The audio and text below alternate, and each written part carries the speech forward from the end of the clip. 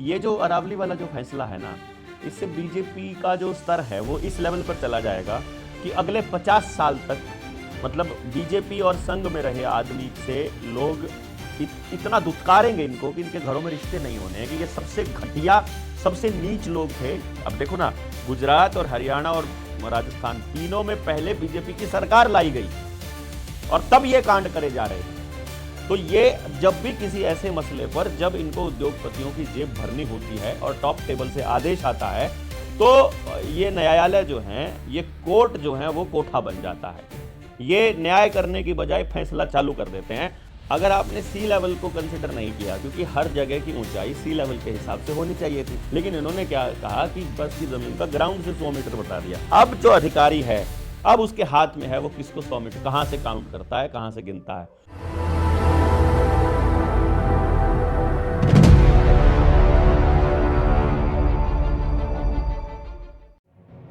Doctor साहब राम राम। जी राम राम जी भाई जी, कैसे हो? एकदम बढ़िया, फर्स्ट क्लास। 7 से 8 दिन पहले हमारी जब बातचीत हुई थी तो आप बता रहे थे कि अरावली की डेफिनेशन चेंज कर दी गई है। और उस समय ये मुद्दा मैंने बड़ा लाइटली लिया क्योंकि इस पे चर्चा नहीं थी पूरे भारत के अंदर कहीं भी। और आज मैं देख रहा हूँ जिस तरीके से चर्चा छिड़ी हुई है और जो बिल पारित हुआ है आपकी बार, जो शीतकालीन सत्र था सेंटर का, तो कैसे क्या देखते हो, क्या होगा अगर अरावली की पहाड़ियां नहीं रहेंगी और डेफिनेशन कैसे चेंज हुई है उसके मामले में पूरा बताओ एक बार। पूरे देश को इस बात को समझना चाहिए कि पहाड़ों का रोल क्या रहता है, और जब तक आप अपनी भौगोलिक स्थिति को नहीं समझेंगे और उन पहाड़ों का, झरनों का और तालाबों का, नदियों का अगर आपने रोल नहीं समझा, तो आप अपनी अगली पीढ़ियों का अस्तित्व नहीं बचा पाएंगे। ये बात हर किसी को पता होनी चाहिए।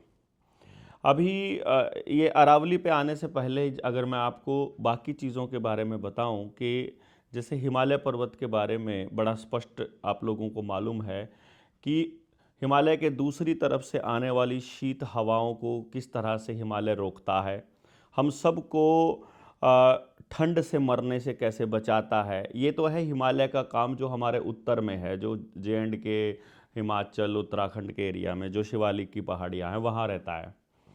इससे और अरावली की पहाड़ियां तो हिमालय से पहले की है ना? हाँ, अरावली की पहाड़ियाँ तो हिमालय से भी बहुत पहले की हैं। और यहाँ से जब हम जाते हैं साउथ की तरफ थोड़ा, फिर हरियाणा के नॉर्थ में तो हो गया हमारे शिवालिक और फिर इधर हो गया हिमालय, सॉरी अरावली।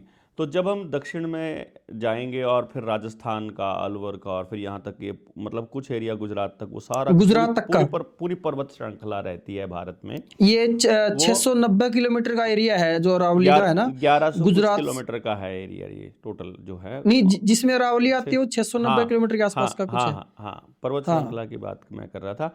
लेकिन अरावली का एरिया लगभग 700 किलोमीटर का ये एरिया। जब इसका जो मुख्य काम है वो एक तो पानी की स्टोरेज है, क्योंकि पहाड़ की सबसे बड़ी खासियत क्या रहती है कि वहाँ पथरीली ज़मीन बेशक हो, जब बारिश होती है तो पेड़ों की जड़ें पानी को ज़मीन के अंदर ले जाने में बहुत सहायक रहती हैं। पहाड़ का दूसरा जो पर्पस है वो बारिश करवाना भी है। मतलब बारिश करवाने में पहाड़ सबसे ज़्यादा इम्पोर्टेंट रोल अदा करता है।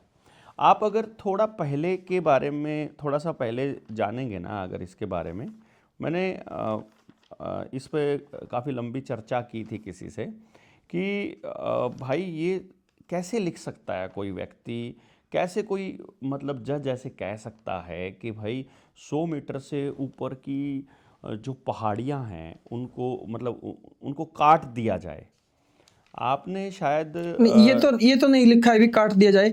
जो सुप्रीम कोर्ट का ऑर्डर आया ना वो गुजरात, राजस्थान और हरियाणा के जो स्टेट राज्य हैं, जो ये राज्य हैं, उनकी सरकारें हैं, उनके अंदर अरावली की डेफिनेशन को लेकर बहुत ज्यादा पंगा था कि अरावली की रियल डेफिनेशन क्या है। रियल डेफिनेशन का पंगा क्यों पड़ा था इसको समझिएगा। पहले तो ये समझो कि अरावली का काम क्या क्या है। पहले नंबर पर वो राजस्थान से आ रही धूल भरी आंधियों से पूरे के पूरे हरियाणा को बचा रही है, और अगर वो अरावली नहीं होगी तो पूरा हरियाणा एक रेगिस्तान में तब्दील होने में ज़्यादा समय नहीं लगेगा। दूसरी चीज़ जो आपको समझनी है इसके अंदर कि ये जो डेफिनेशन बदली है ये बदली क्यों है। मैं कहीं कुछ देख रहा था, मैंने कहीं कुछ लिखा था और मेरे दिमाग से अब वो पता नहीं कहाँ चला गया, लेकिन चलो एनी हाउ। अभी पहले पीछे से आपने देखा हो अलवर में कुछ नदियाँ सूख गई थी, आ, और उन नदियों को फिर बचाने में अरावली के ऊपर डैम्स बना करके पानी रोक करके और फिर वहाँ के आसपास के हज़ारों गांवों को प्यासा मरने से बचाया गया था। ये अरावली ने बचाया था। कब की इस बातें हैं ये? ये हैं 85 से 95 की बात है मेरे ख्याल से, मतलब मैं ठीक है। एग्जैक्टली उस नंबर में नहीं जाएंगे, और मे एक बी। अभी एक मैंने देखी और थी दो उस टाइम पे और उसी दौर में 90 के दशक में ही, 90 और 2000 के दशक में ही फरीदाबाद में और गुड़गांव में पानी की किल्लत हो गई थी, मतलब लोग प्यासे मर रहे थे।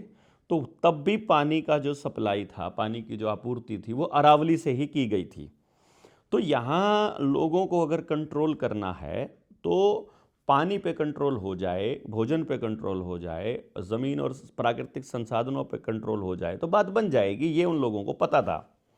और जो किसको? अरावली की जो इस पूरे खेल को खेल रहे हैं, जो जिसमें पॉलिटिशियन मोहरा है, जिसमें सुप्रीम कोर्ट मोहरा है, जिसमें नहीं, मैं केवल अरावली की ही बात मैं करने के लिए अरावली की आज आपके बात साथ कर रहा हूं बैठा ना, हूँ। तो मैं तो उसी पे हाँ, जाऊंगा ना। हाँ, मैं जो आपको जो खेल खनन की आप बातें हो रही है ना, आपको खाली मेनली बात अरावली दिखा, खनन की है। नहीं नहीं, मैं आपके खनन पे जाऊंगा। आपको अरावली के लिए कानून बनाने वाला जज दिखाई दे रहा है, उसके लिए सिफारिश करने वाला कलेक्टर दिखाई दे रहा है और नेता दिखाई दे रहा है। इन तीनों को गुलाम बना के जो काम करवा रहा है वो तो आपको नजर नहीं आ रहा है। अगर उसको नहीं देखोगे तो आप अरावली को नहीं बचा पाओगे। अब वो क्या कह रहा है कि मुझे पानी पर और अरावली पर कंट्रोल चाहिए, यहां इतना खनिज पड़ा है, ये खनिज चाहिए मुझे।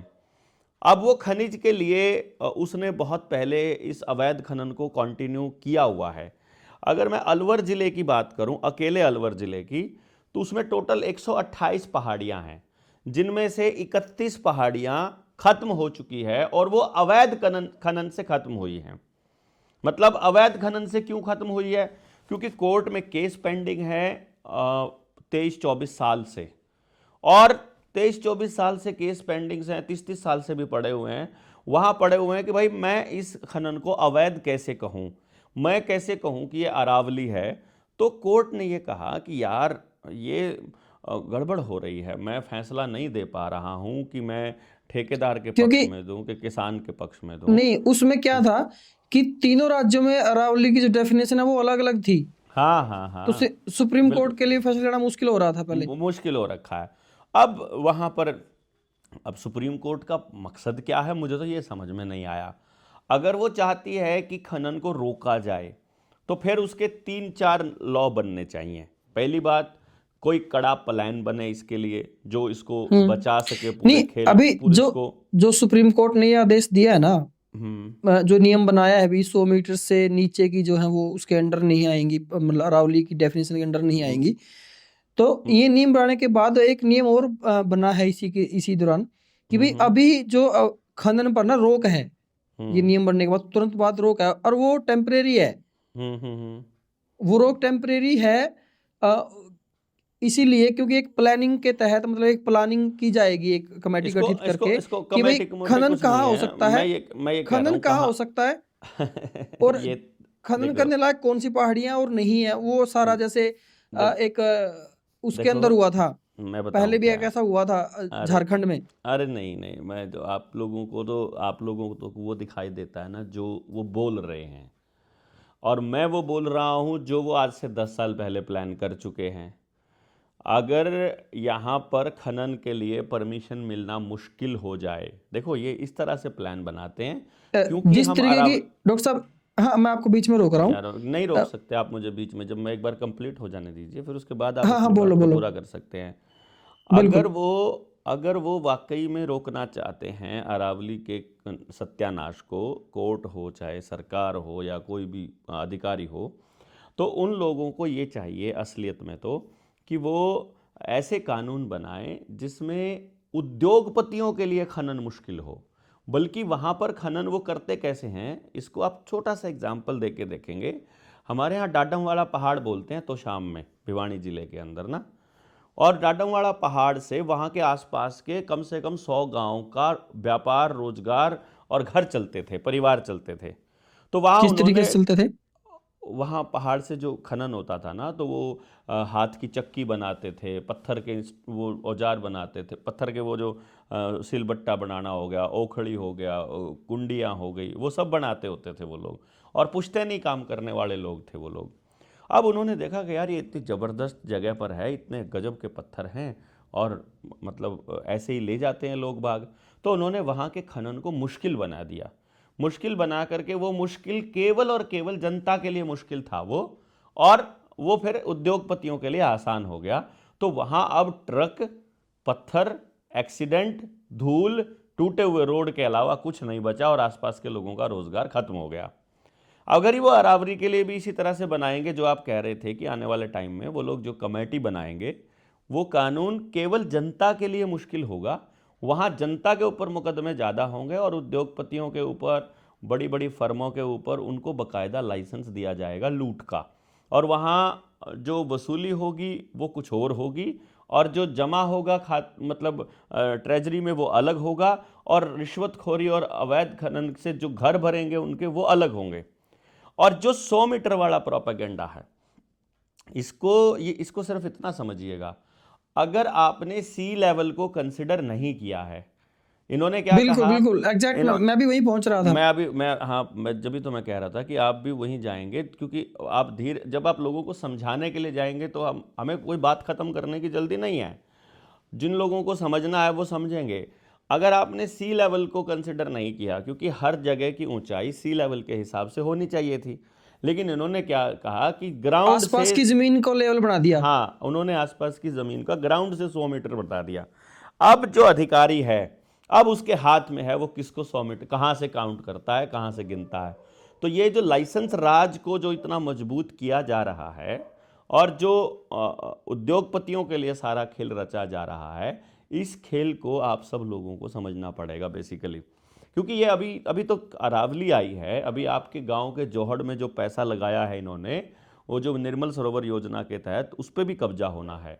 आपके जो जंगलों के जो इन्होंने पेड़ लगाए हैं आपके पर्यावरण के नाम पर, जो आपके गांव में पेड़ लगा करके तार लगा रहे हैं, वो कब्जे के लिए लगाया जा रहा है कि ये सरकारी जमीन, सरकार का कब्जा हो रहा है इस पे।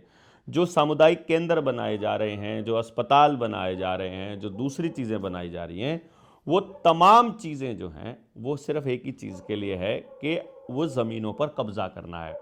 प्राकृतिक संसाधन कब्जे में पहले नंबर पर इनकी लिस्ट में आते हैं, और उसमें अरावली से बेहतर खजाना कहीं नहीं हो सकता, बल्क में, जहां आराम से खनन किया जा सकता है। झारखंड हो गया, छत्तीसगढ़ हो गया, जम्मू कश्मीर हो गया, आपका हिमाचल हो गया, जाकर देखिए, मतलब उत्तराखंड देखिए, हर जगह तबाही मची हुई है पूरे देश और पूरी दुनिया में मची हुई है ये। जी, अब आप बोलिए। इसके बारे में जब मैं पढ़ रहा था, अरावली के बारे में, भाई इसको बचाने का तरीका क्या हो सकता है, मान लो अरावली को बचाने का। जी। तो जो हमारे पूर्वोत्तर वाले राज्य हैं, जैसे मिजोरम है, मणिपुर है, उनके अंदर शेड्यूल 6 लागू है। और देखो, शेड्यूल 6 जो के जो अंदर क्या आता है कि अगर वहाँ का कुछ भी करना है, मान लो जंगल पे कुछ बनाना है, या फिर कुछ भी डेवलप करना है, वहाँ पे बड़े बड़े बंगले बनाने हैं, या सरकारी कुछ भी कोई फैक्ट्रियाँ मैं लगानी समझ है, कोई गया, मैं कंपनी, समझ गया। 6 तो शेड्यूल की जब आप उसमें, बात करते हैं ना, हाँ हाँ, जब आप 6 शेड्यूल की बात करते हैं, तो 6 शेड्यूल के लिए सोनम वांगचुक जेल में पड़ा है। 6 शेड्यूल की मांग के लिए उसने हाँ अपने हाँ, वो लद्दाख में मांग रहा था वो उधर। लद्दाख को बचाने के लिए उसने 6 शेड्यूल मांगा, तो उसको जेल दे दी गई। तो आपको लगता है कि ये आपको 6 शेड्यूल देने वाले हैं? वो आपकी मांग को मान लेंगे, लेकिन 6 शेड्यूल तो अभी नहीं देंगे। 6 शेड्यूल ये तब आएगा जब हम गांव को भी 6 शेड्यूल में ले जाएंगे, क्योंकि आने वाले टाइम में जनता एक्चुअली सरकार मोर्चा जो काम एक्चुअली कर है रहा क्या है 6 ना, शेड्यूल की अगर रियल डेफिनेशन देखें तो क्या है? 6 शेड्यूल क्या है? ये आरक्षित क्षेत्र है जिसमें सरकार की दखलंदाजी, मतलब विधानसभा और लोकसभा की दखलंदाजी नहीं हो सकती। असल सरकार ही वहां निर्णय ले सकती है, और असल सरकार ग्राम सभा है। तो ग्राम सभा की परमिशन के बिना वहां कोई नहीं जा सकता, और ये बात आदिवासियों को पता है। तो आदिवासी सरकार के किसी भी अधिकारी को वहां एंटर करने नहीं देते। तो उनको नक्सली बनाया जाता है। मतलब जैसे उनको क्या उधर करता है, मणिपुर देखिए, मिजोरम के अंदर उधर है जो। हाँ हाँ, वो नक्सलवाद नहीं था वहाँ, असल में एक भी आदमी नक्सली नहीं था। उन्होंने क्या किया, जो पुलिस वाले जिस तरह से सबूत प्लांट करते हैं और ये सुरक्षा बल वाले, वहाँ वो लोग अपने खेतों को बचाने के लिए अपनी लाठियों से मतलब रक्षा कर रहे थे, निहत्थे होकर, मतलब लाठियों से नहीं, मतलब निहत्थे ही।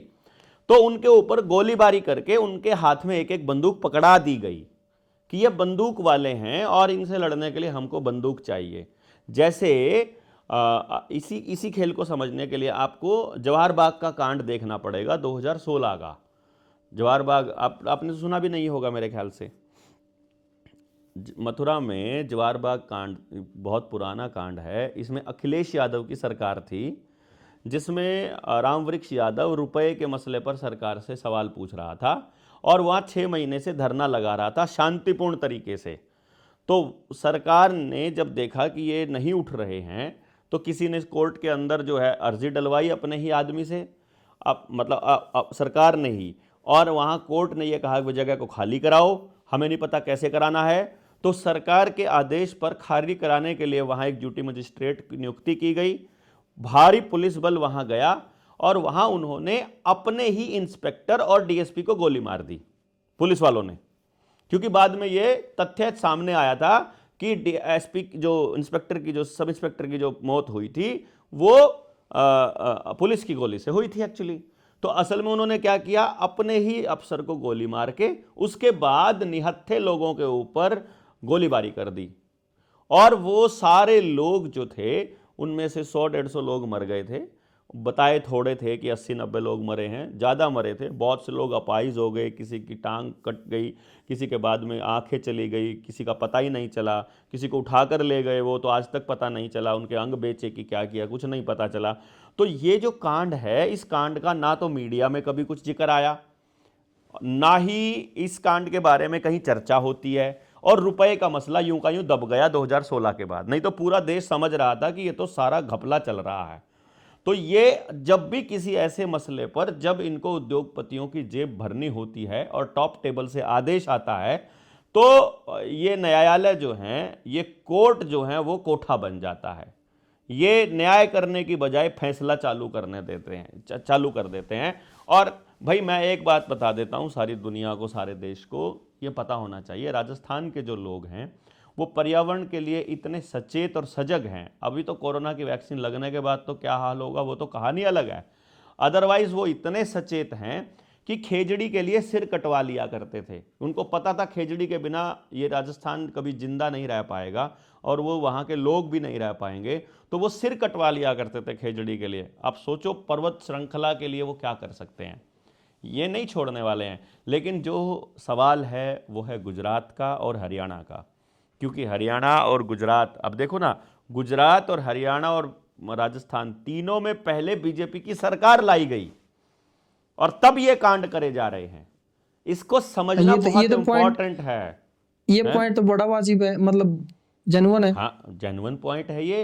पहले देखो, जहां गुजरात में तो थी ही 2000 के बाद से एक बीजेपी गवर्नमेंट। ये जो काडर बनाना है, यूपीएससी के हैं, अफसर हैं, ये तहसीलदार हैं, ये एसडीएम हैं, ये सारा कचरा इसीलिए ढोया जाता है इधर से उधर। ये जो ट्रांसफर नाम की चीज है, ये इसलिए की जाती है कि जो सबसे घटिया किस्म का आदमी, जो सरकार का पिट्ठू बिकाऊ माल होता है, उसको वहां पोस्टिंग दी जाती है जहां पर लोगों का, गांव का, समाज का, खेतों का, प्राकृतिक संसाधनों का सत्यानाश करना होता है। वहां ऐसे आदमी की पोस्टिंग करी जाती है। और 3 साल का जो क्राइटेरिया है वो इसीलिए रखा गया है कि 3 साल में वो आदमी उस जगह को अपनी मानने लग जाता है, वो सचमुच वहां के लोगों से कनेक्ट हो जाता है, वो कनेक्शन बन गया तो फिर लोगों के काम करने चालू कर देगा। इसलिए 3 साल में तबादला करना जरूरी हो गया उनका, 3-3 साल में उनको फेंकते रहते हैं। तो ये नेता, ये अधिकारी, ये कोर्ट, ये सब के सब एक ही एजेंडे पर काम कर रहे हैं कि किस तरह से प्राकृतिक संसाधनों को लूट करके उद्योगपतियों को पकड़ा दिया जाए। वो उनके हाथ में चला गया, आपकी रोटी उनके हाथ में चली गई, उसके बाद आपके पास कुछ नहीं बचेगा, फिर आप यूं ही रहोगे। वो जो मैं आपको बता रहा था फरीदाबाद गुड़गांव में, वो 95 से 2000 के बीच में थी वो जो, और 85 से 95 तक जो था वो अलवर की नदियाँ सूखी थी, मैं बता रहा था आपको, जो पॉइंट था वो ये समझने की बात थी। तो अभी जिस तरीके से लोग आवाज उठा रहे हैं, वीडियोस बना रहे हैं, लोग इसके ऊपर मैटर पे चर्चा कर रहे हैं, और आज मैंने देखा जो पर्यावरण मंत्री हैं भारत सरकार के, उनका भी बयान आया था। वो ये कह रहे थे कि जो ये यूट्यूबर हैं ये तो फेक फैला रहे हैं, ऐसा कुछ है ही नहीं। अभी आने वाले टाइम में यूट्यूबर्स के लिए भी कानून बन रहे हैं, आप लोगों को, हम लोगों को भी जेल होने वाली है, क्योंकि वो कागज हम्म। तो आएगा बड़े सुंदर शब्दों में, हम जैसे लोग हम्म। बताएंगे भविष्य की वो ऐसा करने वाले हैं, तो वो हम्म। अफवाह फैलाते हैं, इसके नाम पर ऐसे ऐसे कानून आ रहे हैं कि 7 साल से ऊपर की सजा है। तो जिस चीज में हम्म। 7 साल से ऊपर की सजा है उसमें गिरफ्तार करके कोर्ट में चालान भी पेश ना करो चाहे 3 महीने तक, ये बीएनएस में प्रोविजंस दे दिए गए हैं। तो अब आपको हम्म। लंबा रगड़ने की तैयारी ये लोग कर रहे हैं, और हमें मालूम हम्म। है ये सब ऐसा कर रहे हैं, कागजों से लड़ाई नहीं लड़ी जाएगी, ये भी हमको मालूम था। और इसीलिए हम्म। 4 साल से हम लोग केवल सच्चे ईमानदार लोगों को जोड़ने में और इसी काम में लगे हुए थे, और इस सिलसिले में हम्म। तो हम लोगों ने बड़े स्तर पर, बल्कि अभी 1 तारीख से हम लोग पूरे हरियाणा के अंदर जाने के लिए दुब्बरदन माजरा जो झज्जर में है वहाँ इकट्ठा हो रहे हैं। 2 तारीख से हम्म। चरखी दादरी के अंदर प्रोग्राम शुरू करने वाले हैं। बिल्कुल डॉक्टर साहब, एक बात और जानना चाहेंगे आपसे, एक बात और जानना चाहेंगे। सुप्रीम कोर्ट ने जो ये नियम दिया है अरावली की पहाड़ियों का, ये वापस कैसे हो सकता है? हो सकता है ऐसा कुछ? मतलब क्या नियम क्या है इसके लिए वापस लेने के लिए? और देखो कमाल की बात मैं आपको बताऊं, रिटायरमेंट से 3 दिन पहले बंदा जो सुप्रीम कोर्ट का जज है वो ये निर्णय देकर भाग जाता है। है ना, कितना बड़ा खेल। मतलब कितने सारे ऐसे निर्णय हुए, चाहे राम मंदिर वाला, शहाबुद्दीन केस वाला, तड़ीपार वाला, कितने सारे फेक एनकाउंटर वाले, वो जो गुजरात के केस थे, सीबीआई के कितने सारे जज थे, और सुप्रीम कोर्ट के कितने सारे जज थे जिन्होंने अलग अलग मुद्दों पर इन बीजेपी वालों के, या फिर कह लो मोदी और शाह की जोड़ी के फेवर में मुकदमे का फैसला किया, और उसके बाद अगले दिन या 2 दिन बाद रिटायर हो गए, या कई बार तो 3 घंटे पहले ऑर्डर पास करके रिटायरमेंट ले ली, और रिटायरमेंट के और बाद कोई ये कोई जो ऑर्डर हुआ राज्यसभा था का अरावली पहाड़ियों का, कोई राज्यसभा ये का वाला किसने किया था? ये 3 दिन पहले ही तो जज ने किया था, जिसने भी किया था रिटायरमेंट से 3 दिन पहले करके, और अब वो निकल उसके चुका बाद जो है। हरियाणा के वो बने हैं वो सुप्रीम कोर्ट के जज? पता नहीं क्या बने हैं, मतलब मैं तो नहीं, हरियाणा में तो हाई कोर्ट है, तो वो तो नहीं, हरियाणा का है वो जो जज बने हैं सुप्रीम कोर्ट के, जो उसके वो बाद बने हरियाणा के ही तो होंगे, बने हैं। उसके बाद बने हम्म। होंगे, लेकिन लेकिन असली खेल तो ये है जनाब। अब आप इसको तो ये कैसे समझते हैं? फैसला वापस लिया जा सकता है ये? फैसला तो पब्लिक चाहे तो क्या नहीं लिया जा सकता, संसद में बने कानून वापस हो जाते हैं, सुप्रीम कोर्ट की क्या औकात है। और सुप्रीम कोर्ट को तो आने वाले टाइम में वैसे भी मना करने वाले हैं लोग, सुप्रीम कोर्ट को तो रिजेक्ट करने वाले हैं, क्योंकि सुप्रीम कोर्ट लोगों के लिए काम कर ही नहीं रही है, वो तो सरकारों के हम्म। लिए काम कर रही है, ऐसा लगता है जैसे बाइस्ड होकर के, सिंपल सा। तो लोगों की ही ये ड्यूटी बनती है बेसिकली कि वो सरकार के, अभी वैसे भी ये जो अरावली वाला जो फैसला है ना, इससे हम्म। बीजेपी का जो स्तर है वो इस लेवल पर चला जाएगा कि अगले 50 साल तक, मतलब बीजेपी और संघ में रहे आदमी से लोग इतना दुत्कारेंगे इनको कि इनके घरों में रिश्ते हम्म। नहीं होने हैं, कि ये सबसे घटिया, सबसे नीच लोग थे, जिन्होंने पर्यावरण को तो जो नुकसान पहुंचाया, समाज को तो जो तोड़ा, बल्कि हम्म। मतलब प्राकृतिक संसाधन, जीव जंतु, पेड़ पशु पक्षी, इंजेक्शन लगा लगा के, मार मार के, और आदमी किसी को नहीं छोड़ा। ये मतलब ये ऐसे लोग हैं, और इनको सपोर्ट करने वाले लोग कितने नीच होंगे इसका अंदाजा लगाइए आप। बिल्कुल बिल्कुल। तो अंत में मतलब क्या कहना चाहोगे आप इस वीडियो के? हम तो क्या ही कह सकते हैं, ऐसे लोग, मतलब हम लोगों का तो एक ही मकसद है कि भाई सरकार को अपने अच्छे कामों के गुणगान करने के लिए बहुत पैसा मिलता है, लोक संपर्क विभाग द्वारा जनहित में जारी करके आपने रेडियो, टीवी, अखबार, बैनर, पोस्टर, बसों के पीछे पता नहीं कहाँ कहाँ क्या क्या देखा होगा। नागरिक बन जाओ, अगर मैं आपसे हाथ जोड़कर विनती कर रहा हूँ, अपने बच्चों को, अगली पीढ़ियों को बचाना है तो नागरिक बन जाओ।